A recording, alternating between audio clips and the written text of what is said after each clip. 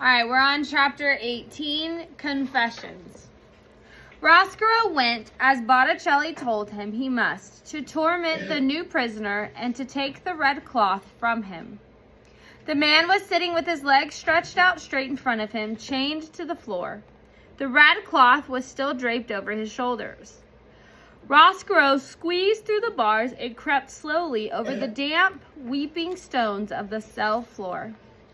When he was close to the man, he said, welcome, welcome. We are delighted to have you.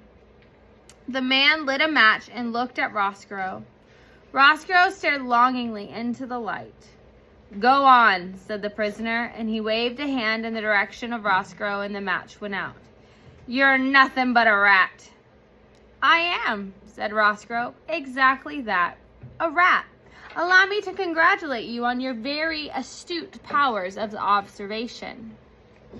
What do you want, rat? What do I want? Nothing. Nothing for my sake, that is. I have come for you. I have come to keep you company here in the dark. He crawled closer to the man. I don't need the company of a rat.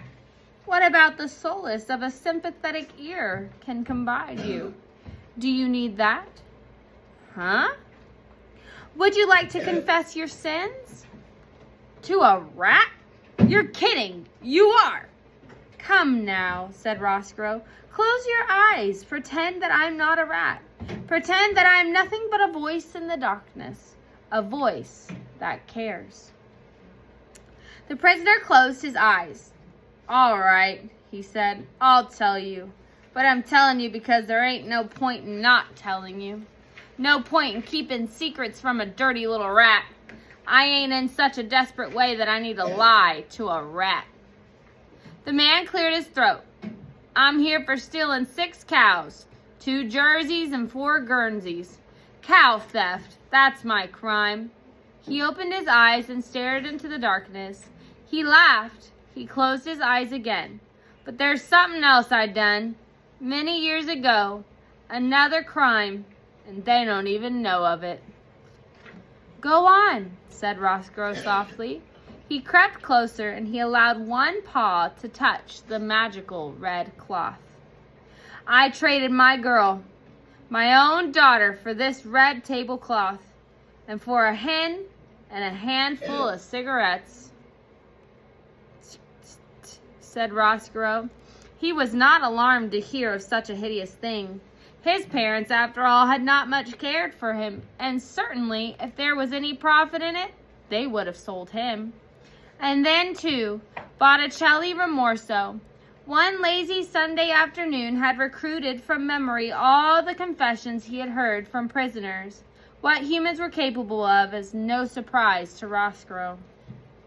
And then, said the man. And then, encouraged Roscoe.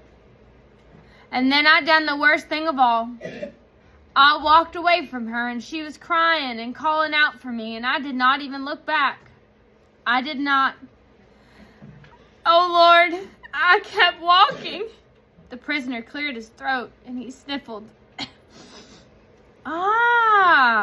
Said Roscoe. Yes, I see. By now he was standing so that all 4 of his paws were touching the red cloth. Do you find comfort in this cloth that you sold your child for? It's warm, said the man. Was it worth your child? I like the color of it. Does the cloth remind you of what you've done wrong? It does, sniffled the prisoner. It does. Allow me to ease your burden, said Roscoe, and he stood on his hind legs and bowed at the waist. I will take this reminder of your sin from you, he said. The rat took hold of the tablecloth in his strong teeth and pulled it off the shoulders of the man. Hey, see here, I want that back. But Roscoe, reader, was quick. He pulled the tablecloth through the bars of the cell. Whoosh, like a magic trick in reverse. Hey, shouted the prisoner, bring that back. It's all I got. Yes, said Roscoe. And that is exactly why I must have it. You dirty rat, shouted the prisoner. Yes, said Roscoe, that is right. This is most accurate. And he left the man and dragged the tablecloth back to his nest and considered it. What a disappointment it was. Looking at it, Roscoe knew that Botticelli was wrong. What Roscoe wanted was what he needed. Was not the cloth, but the light that he had shone behind it. He wanted to be filled, flooded, blinded again with light. And for that, reader, the rat knew that he must go upstairs.